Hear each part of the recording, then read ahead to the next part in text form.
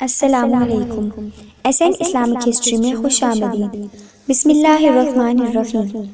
حضرت عمر بن تغلب رضی اللہ تعالی عنہ مشہور صحابی ہیں۔ نبی اکرم صلی اللہ علیہ وسلم کے پاس ہجرت کر کے تشریف لائے اور اصحاب صفہ کے ساتھ صفہ میں قیام کیا۔ نبی اکرم صلی اللہ علیہ وسلم نے ان کے اسلام کی تعریف فرمائی ہے۔ خود حضرت عمر بن تغلب رضی اللہ تعالی عنہ فرماتے ہیں کہ رسول اللہ صلی اللہ علیہ وسلم نے میرے بارے میں ایسا کلمہ ارشاد فرمایا ہے جو سرخ اونٹوں سے میرے لیے ہزار ہاں بہتر ہے۔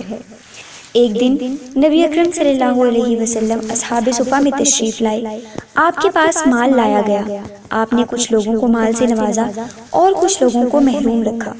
جنہیں آپ نے محروم رکھا ان حضرات کی پیشانیوں پر بل پڑ گیا اور یہ لوگ ناراض ہو گئے، تو آپ صلی اللہ علیہ وسلم نے ارشاد فرمایا، میں کسی شخص کو مال دیتا ہوں اور کسی شخص کو مال سے محروم رکھتا ہوں، حالانکہ جسے مال سے محروم رکھتا ہوں وہ میرے نزدیک زیادہ محبوب ہوتا ہے اس شخص سے کہ جسے خوب مال سے نوازتا ہوں۔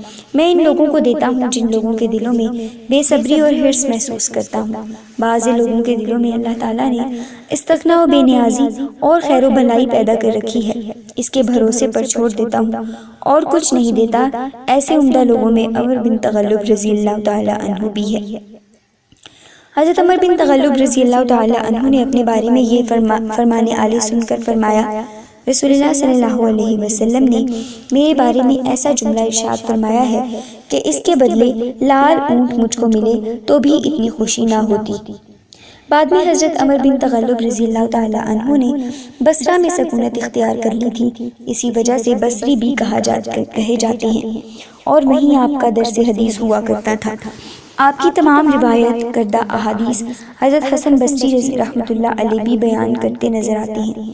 آپ کی تاریخ وفات کے متعلق سارے محققین خاموش ہیں، البتہ علامہ ابن حجر عسقلانی رحمۃ اللہ علیہ نے تحریر کی ہے کہ آپ امیر معاویہ رضی اللہ تعالی عنہ کے زمانے خلافت تک باحیات رہے ہیں۔ ناظرین، اگر آپ کو ہماری یہ ویڈیو پسند آئی ہو تو ہماری ویڈیو کو لائک کریں اور ہمارے چینل کو سبسکرائب کر دیں۔